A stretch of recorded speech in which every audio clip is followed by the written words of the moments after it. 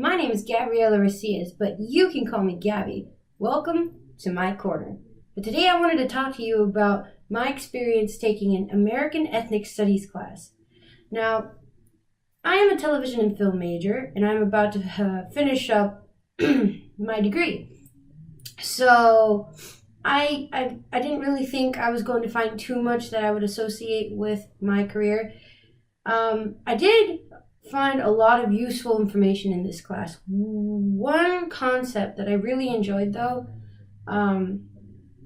was the idea of media aesthetics. So basically, I want to talk to you about media aesthetics on this segment I like to call the good, the bad, and the racist.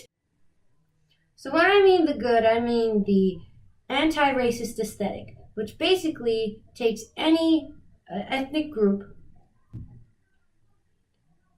that is considered not the majority and displays them in a proper, humane, and realistic way. So if you watch anything like Steven Universe or Moonlight or Craig of the Creek, Proud Family, there are quite a few examples I can show, but basically you'll see that none of them really make a joke out of a person's ethnic background, much less a specific characters inside the show.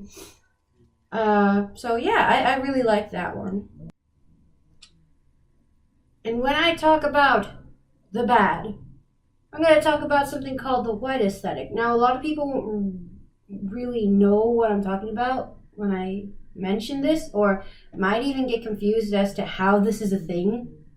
It's really hard to kind of explain exactly why this is a thing, but just in media, there is this trope where, especially in old school stories, that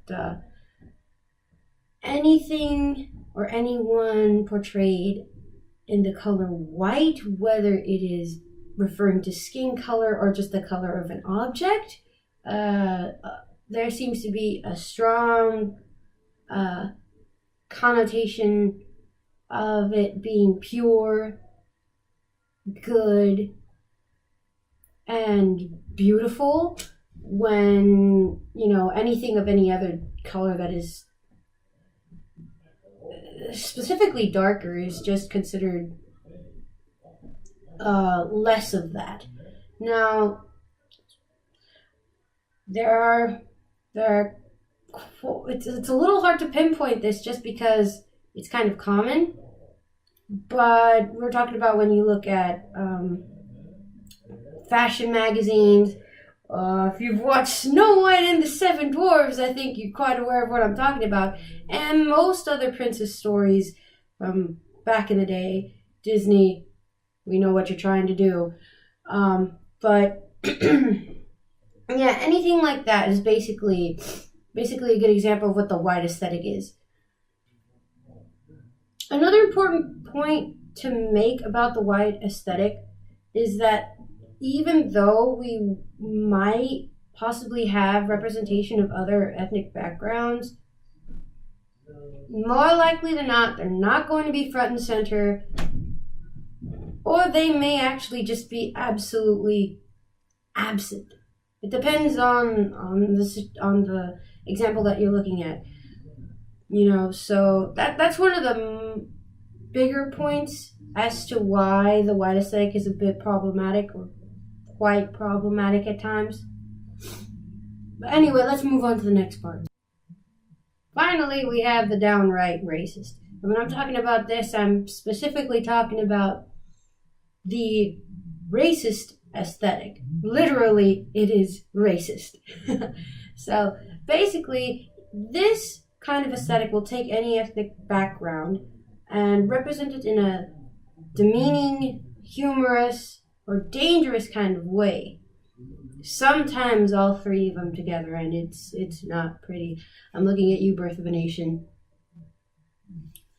But yeah, there are not too many examples I've personally encountered, but they're definitely prevalent.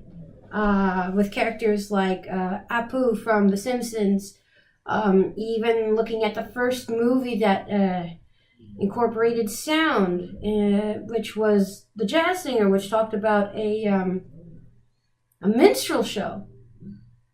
Tiny little things like that. Breakfast at Tiffany's, using Mickey Rooney. Why did you do that? But just stuff like that.